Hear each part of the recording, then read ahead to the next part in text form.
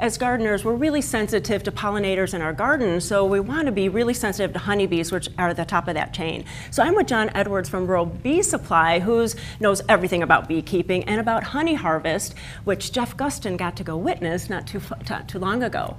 So maybe you can start with the first steps. You were at Carey's, at his bee yard, and so what was like the first steps that happened there? Yeah, well, the first step was to actually go and get the honey.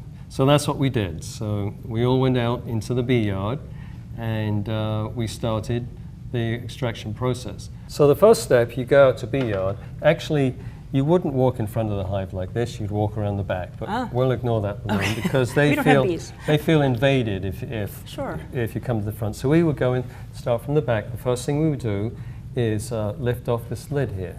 So then what we would do is we would grab ourselves a hive tool and we'd peel off this lid here. And this is easy because it's just going to come off easily, but this is called an inner cover. So we take that off, and then we'd be looking down into this box, and we would get some sense of how much honey was in there. And we could see that pretty easily.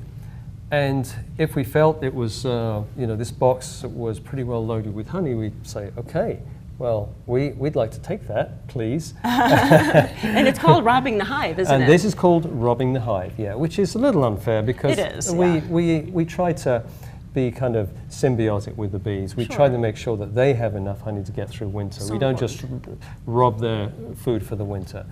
So, in fact, the way this works is that the main brood chamber is in these two deeper boxes down here.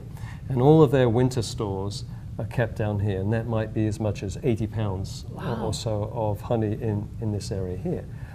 But if the nectar flow is good, if there's lots of food around, they'll just keep making more and more honey. And so we put on extra boxes for them give them room.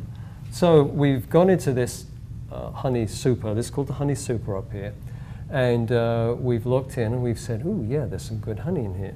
So we are going to take this box off, but it's not that simple because this is like money in the bank, you know. They know it's money in the bank. This is what they need to get through until next year. So they don't really like the idea of us taking it. All over the place. They're going to be after you. They could start to get excited.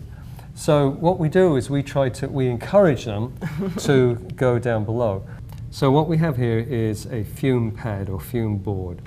And this, you can see, has got some felt lining on here, which is absorbent. So if you put something that on here that the bees don't like the smell of, they really hate the smell of, and then you turn this upside down and put it back on the box, the heat from the sun will warm up this pad, and that will cause this smelly stuff to vaporize down.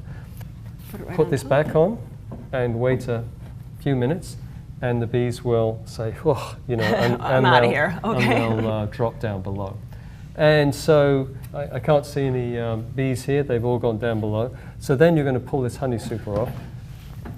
And that's probably pretty heavy and drippy. And yeah, this could weigh, 40, 50 pounds. All right. And loaded with honey. So the next step is to take this over to your honey room, whatever it is. It might be your kitchen. Place this somewhere and get yourself set up to actually harvest this honey. So John, this is now, the super is filled with honey. It's probably dripping, and we have to go to the honey house. So let's go step over into another part of the store. Okay, let's go. So John, we're in a honey house now, so what is the next step? Okay, so now we start going through each of these frames and actually taking the honey off the frames. And the first thing we do is grab one of them, and this will be fairly heavy. What we're going to do is we're going to use this uncapping knife, and you're going to slice off all of the caps off the comb.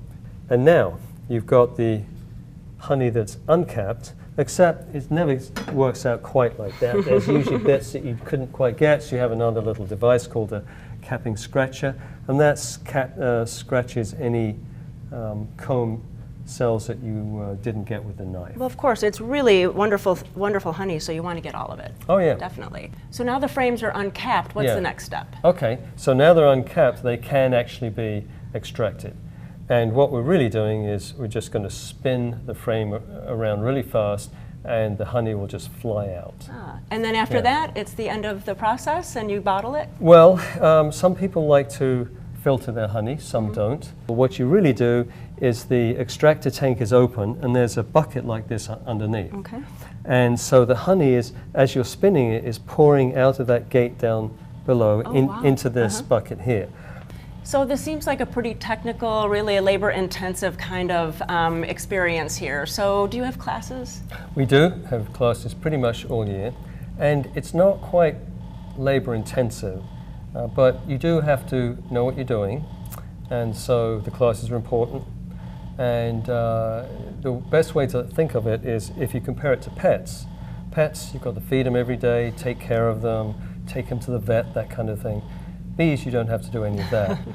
But timing is important. So you have to understand what you're doing so you know when to do it. And that's the key with beekeeping. So it seems like it's really labor intensive, but at the beginning, everything is. So if you have any other questions, please go to gardentime.tv. We'll click you over to their website, to Rural Bee Supply website. You can find out when there's classes, more information, how to get to their store, and find out if you want to put a hive and learn all about honey at your house too. Thanks so much, John. Thank you, Judy.